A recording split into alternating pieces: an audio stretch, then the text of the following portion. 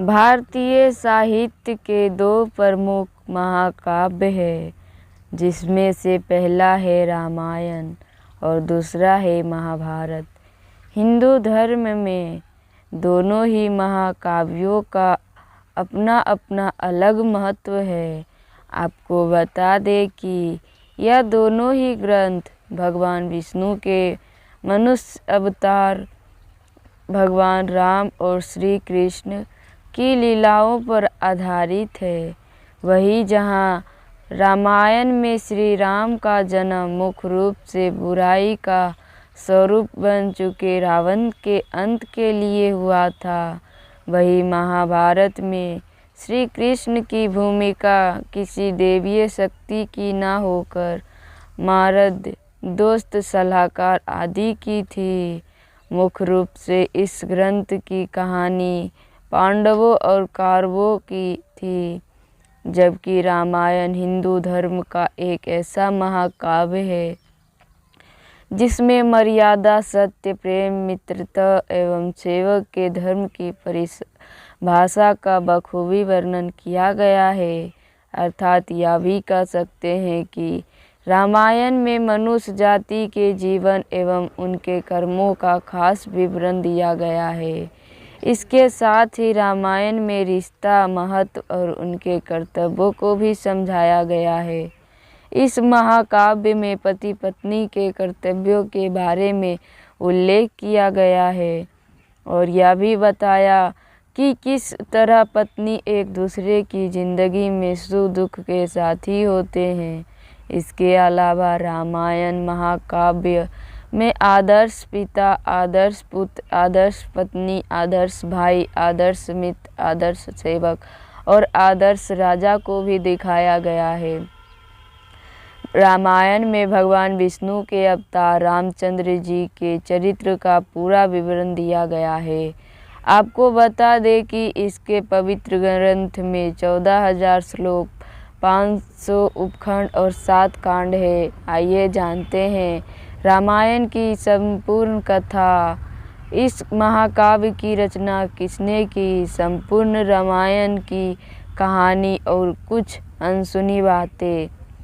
महाकाव्य रामायण के रचयिता महर्षि वाल्मीकि हिंदू धर्म के प्रमुख महाकाव्य रामायण की रचना महर्षि वाल्मीकि ने की थी, जो वास्तव में एक डाकू थे जिनका नाम रत्नाकर था, जिन्होंने एक घटना से प्रेरित होकर अपना पूरा जीवन बदल दिया और फिर रामायण जैसे महाकाव्य की रचना की।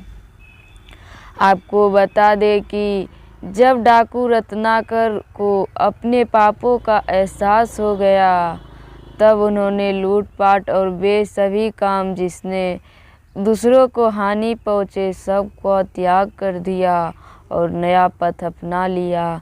दरअसल एक बार डाकू रत्नाकर ने नारद जी को ही लूटपाट के लिए बंदी बना लिया था। तब उन्होंने रत्नाकर का सही मार्गदर्शन किया था और उन्हें राम का नाम के जप करने की सलाह दी थी, जिसके बाद उन्होंने राम नाम का जप करना शुरू किया। लेकिन ज्ञान नहीं होने की वजह से वह राम राम का जप मरा मरा में बदल गया।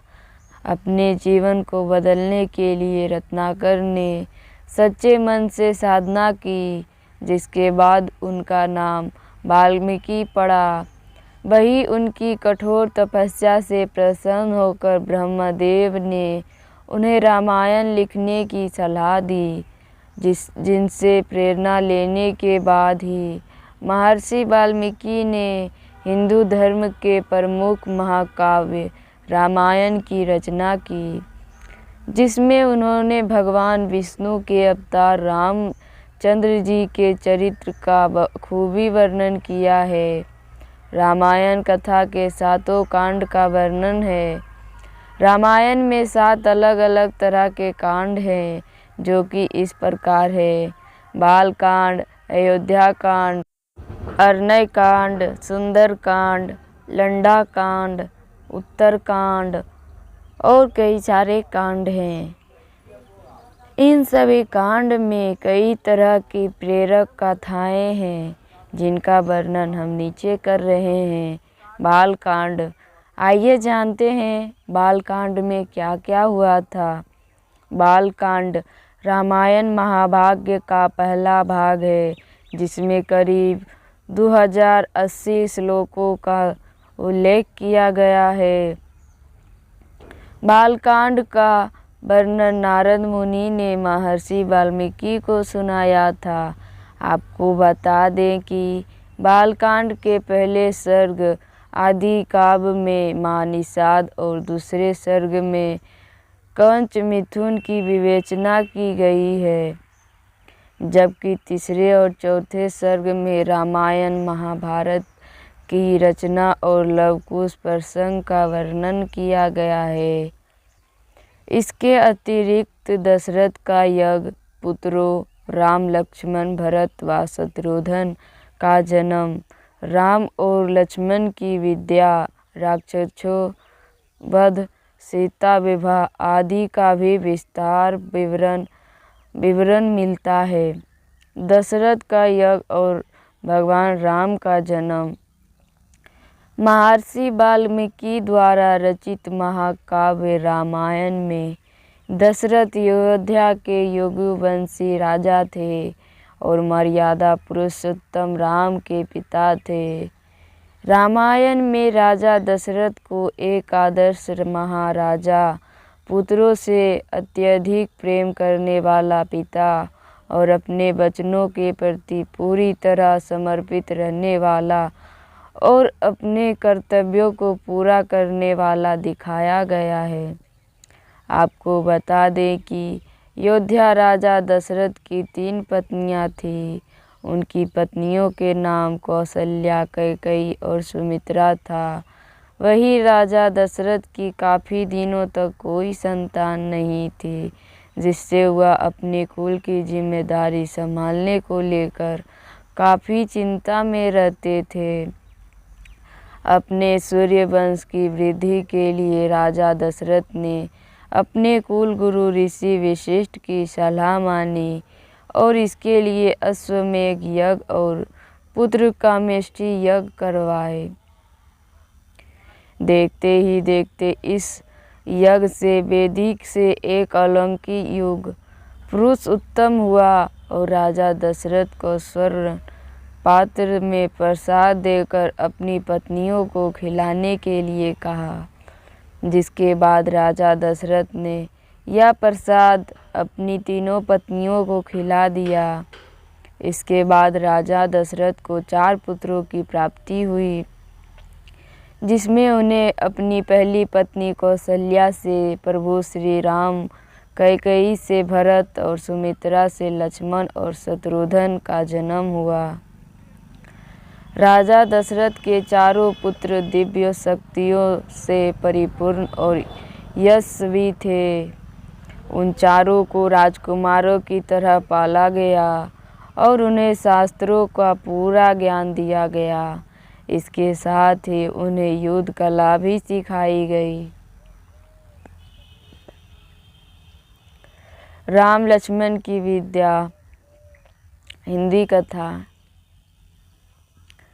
भगवान राम और लक्ष्मण दोनों ही बचपन से अलौकिक प्रतिभा के थे। यही वजह है कि जब श्री राम महल 16 साल के हुए थे, तब ऋषि विश्वामित्र ने राजा दशरथ से अपने यज्ञ में विघ्न उत्पन्न करने वाले राक्षसों के अंत के बारे में बताया और इसके लिए उन्होंने राम और लक्ष्मण को अपने साथ आश्रम ले जाने को कहा। जिसके बाद राम और लक्ष्मण अपनी कुशलता से उस राक्षस का विनाश कर देते हैं। यह देखकर श्री विश्वामित्र का मन प्रसन्न हो जाता है। इसके बाद उन्होंने भगवान राम और लक्ष्मण को दिव्य शास्त्र की शिक्षा दी और उन्हें युद्ध कला में भी निपुण कर दिया। जिसके बाद प्रभु श्री राम और लक्ष्मण में कई राक्षसों का विनाश किया और महापापी रावण का भी अंत प्रभु राम ने किया। माता सीता का जन्म और उनका अद्भुत स्वयंवर। बालकांड में माता सीता जी के जन्म और उनके अद्भुत स्वयंवर का भी वाल्मीकि जी ने अद्भुत वर्णन किया है। माता सीता राजा जनक की पुत्री थी, जो कि मिथिला के राजा थे। वो भी संतान सुख के लिए काफ़ी दिनों से तरस रहे थे, क्योंकि उन्हें काफ़ी दिनों तक किसी संतान की प्राप्ति नहीं हुई थी। वही एक बार जब वे हल जोत रहे थे, तब उन्हें धरती में से सोने की डलियां में मिट्टी में लिपटी हुई बेहद सुंदर एक कन्या मिली थी। जब राजा जनक बेहद प्रसन्न हुए और उन्हें अपनी बेटी मानकर अपने घर ले आए, और फिर राजा जनक ने उसका नाम सीता रख दिया। इस तरह वह धरती मैया से जन्मी थी और उन्हें भूमिजा नाम से भी जाना जाता है। राजा जनक को अपनी पुत्री सीता से बेहद लगाव था। माता सीता को देवी लक्ष्मी का अवतार भी माना जाता है। आपको बता दें कि माता सीता सर्वगुण संपन्न और अद्वितीय सुंदरता से परिपूर्ण थी।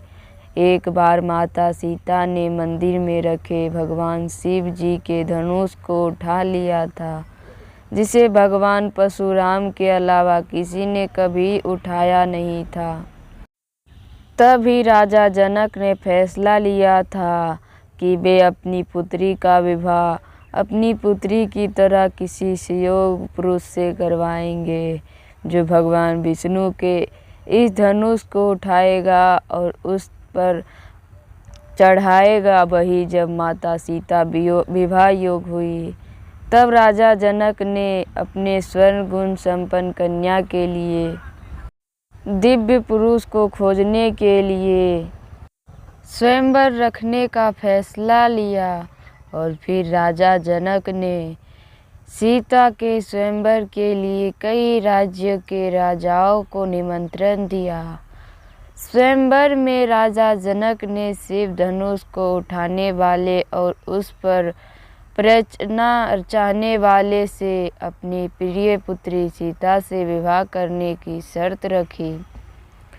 वही सीता के गुण और सुंदरता की चर्चा पहले से ही चारों तरफ फैल चुकी थी, जिसके बाद सीता के स्वयंवर की खबर सुनकर बड़े बड़े राजा सीता के स्वयंवर में भाग लेने के लिए आने लगे। ऋषि विश्वामित्र भी राम और लक्ष्मण के साथ सीता स्वयंवर को देखने के लिए राजा जनक के नगर मिथिला पहुँचे थे। इसके साथ ही महाप्रतापी रावण भी सीता से विवाह करने की इच्छा के लिए स्वयंवर में हिस्सा लेने पहुंचा था। इस तरह माता सीता के स्वयंवर में बड़े बड़े राजा शामिल हुए थे। लेकिन जब धनुष उठाने की बारी आई, तो कई सारे राजा धनुष को उठाने की बात तो दूर, वे उसे हिला तक नहीं पाए। यह सब देखकर राजा जनक बेहद चिंतित हुए और सोचने लगे कि कोई भी राजा उनकी पुत्री के योग नहीं है। ऐसे तो उनकी पुत्री कुंवारी रह जाएगी। लेकिन फिर ऋषि विश्वामित्र राजा जनक की चिंता को दूर करने के लिए अपने शिष्य प्रभु राम को धनुष उठाने के लिए बोलते हैं, जिसके बाद प्रभु राम अपने गुरु की आज्ञा का पालन करते हुए उस धनुष को बड़ी आसानी से एक ही झटके में उठा लेते हैं। और वे जैसे ही चढ़ाने के लिए धनुष को मोड़ते हैं, वह टूटकर दो हिस्सों में गिर जाता है। इस तरह प्रभु राम के रूप में माता सीता को वर मिलता है और राजा जनक की एक दिव्य पुरुष की खोज खत्म होती है।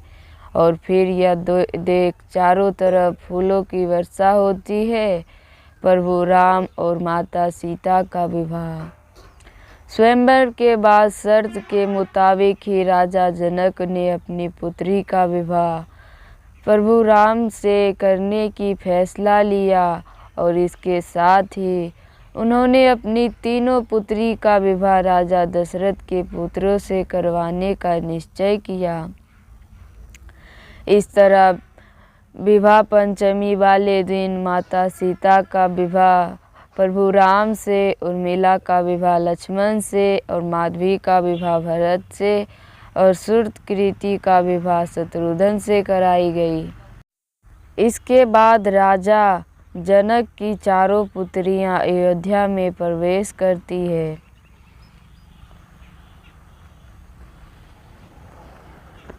इस तरह भगवान राम और माता सीता एक दूसरे से शादी के बंधन में बंध जाते हैं। लेकिन विवाह के बाद एक बार जब माता सीता दुखी थी और प्रभु राम ने उनकी चिंता का कारण पूछा, तब सीता जी ने प्रभु राम से कहा कि आप तो राजकुमार हैं और राजकुमार की कई पत्नियां होती हैं, आपकी भी होगी, और तब आप मुझे भूल जाएंगे। तब प्रभु राम ने माता सीता को वचन दिया कि वे कभी दूसरा विवाह नहीं करेंगे। वे अपनी पत्नी सीता के साथ ही अपना पूरा जीवन व्यतीत करेंगे। जिसे सुन सीता रोने लगी। वही श्री राम अपने इस वचन का आजीवन निर्वाह करते हैं और इस तरह इस महाकाव्य के बालखंड में भगवान राम और देवी सीता मर्यादा का एक नया इतिहास रचते हैं और अपने जीवन से संपूर्ण मानव जाति को पति पत्नी के धर्म का बोध कराते हैं। अयोध्या कांड महर्षि वाल्मीकि द्वारा रचित महाकाव्य रामायण का दूसरा कांड है। अयोध्या कांड दूसरा भाग है, जिसमें अयोध्या के राजा दशरथ को प्रभु राम के राजगद्दी पर बिठाने का विचार किया। राम के अजय राजाभिषेक की तैयारी। राम को युवराज बनाने जाने पर दासी मंथरा का कैकेयी को भड़काना। कैकेयी का कोप भवन में प्रवेश। राजा दशरथ से कैकेयी का वरदान मांगना। राजा दशरथ की चिंता। भरत को राज्याभिषेक और राम को 14 साल का वनवास। राजा दशरथ का अपनी पत्नी सुमित्रा के पास विलाप करते हुए प्राण त्याग कर वर्णन किया गया। आपको बता दें कि इस काव्य के अयोध्या कांड में 119 सर्ग हैं और इस सर्गों में 4286 श्लोक शामिल किए गए हैं। इस कांड का पाठ पुनर्जन्म, विवाह और गुरु दर्शन के लिए किया जाना चाहिए। श्री राम के राज्याभिषेक की तैयारी। वही अब राजा दशरथ बुजुर्ग हो चुके थे। इसके साथ ही उन्हें अपने बड़े पुत्र राम की अलौकिक प्रतिभा का अंदाजा हो गया था। इसलिए वह राम को अयोध्या के सिंहासन पर बिठाना चाहते थे। वहीं दूसरी तरफ अयोध्या नगरी की पूरी प्रजा भी श्री राम द्वारा किए कामों से बेहद प्रसन्न थी, क्योंकि श्री राम बेहद परोपकारी और उदार हृदय के थे और प्रजा चाहती थी प्रभु राम अयोध्या नगरी के राज सिंहासन पर बैठे जा रहे थे। इसके लिए राजा दशरथ ने अपनी सभी मंत्रियों को भी राजा राम के राज्याभिषेक की तैयारी के आदेश दे दिए थे। जिसके बाद राम के राज्याभिषेक की तैयारियां जोरों से हो रही थी। दासी मंथरा द्वारा माता कैकेयी को भड़काना।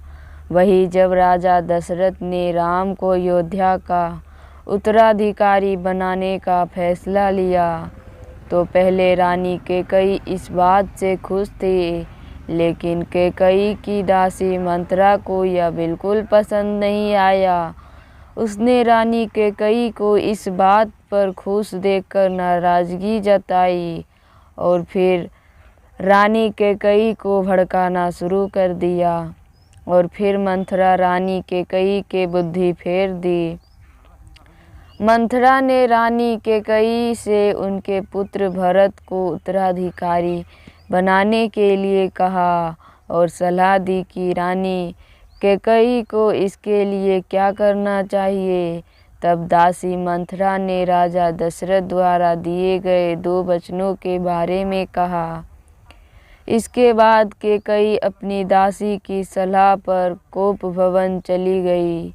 रानी कैकई का कोप भवन जाना। मंत्रा के कहने पर रानी कैकई कोप भवन में जाकर रहने लगी और उन्होंने अन्न जल सब त्याग कर दिए।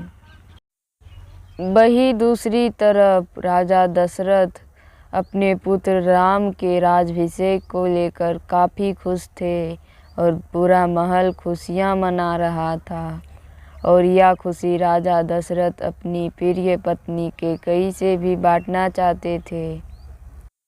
इसके लिए वे कैकई के कक्ष में जाते हैं, लेकिन वहां जाकर वे रानी कैकई की हालत देखकर उनकी चिंता के बारे में पूछते हैं।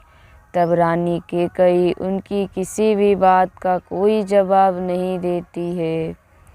तब राजा दशरथ उन्हें अपने राम के राज्याभिषेक करने के फैसले के बारे में बताते हैं, जिसके बाद रानी कैकई मंत्रा के बहकावे में आकर राजा दशरथ से 2 वचन मांगती है, जो कि राजा दशरथ ने कई साल पहले उनकी जान बचाने के लिए कैकई ने से मांगने के लिए कहा था। रानी कैकई राजा दशरथ से अपने पहले वचन रूप में राम को 14 साल का वनवास और दूसरे वचन के रूप में अपने पुत्र भरत को अयोध्या राज सिंहासन पर बैठाने के लिए कहती है। कैकई के इन दोनों वचनों को सुनना राजा दशरथ चौंक गए और फिर कैकई को समझाते हुए इन दोनों वचनों पर दोबारा से विचार करने और इन वचनों को वापस लेने के लिए बोले, लेकिन कैकई अपनी बात पर अटल रही। श्री राम को 14 वर्ष का वनवास। रानी कैकई के दोनों वचनों को सुनकर राजा दशरथ बेहद हताश हुए और वे रानी कैकई के दोनों वचनों को मानने से मना कर देते हैं। लेकिन रानी कैकई कहती है कि यह रघुकुल की रीति है कि प्राण जाए पर वचन नहीं जाए और आप अपने वचनों से पीछे नहीं हट सकते। इस तरह राजा दशरथ को रानी कैकई के वचनों का ना चाहते हुए मानना पड़ता है।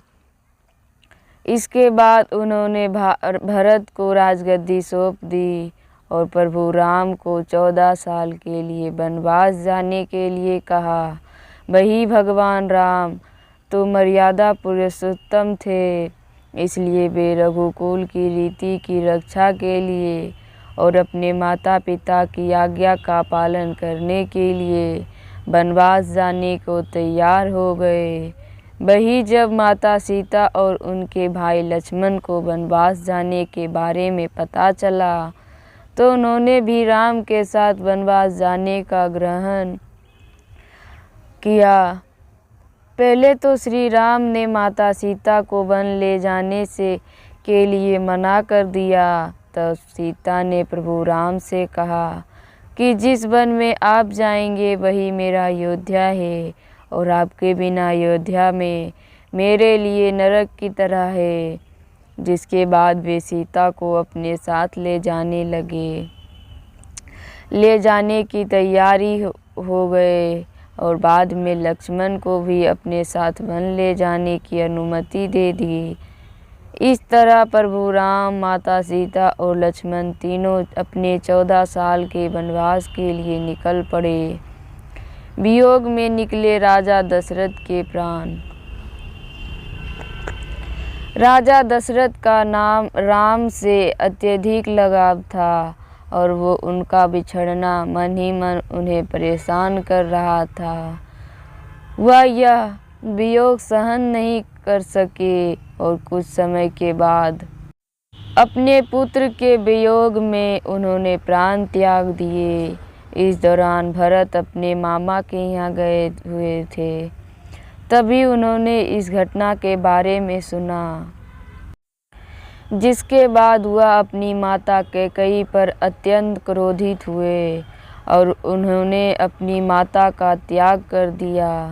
भरत अपने माता के लिए किए पर बेहद दुखी हुए और उन्होंने अयोध्या की राजगद्दी पर बैठने से मना कर दिया और वह अपने भाई राम को अयोध्या लाने के लिए उन्हें वन में ढूंढने के लिए चले गए।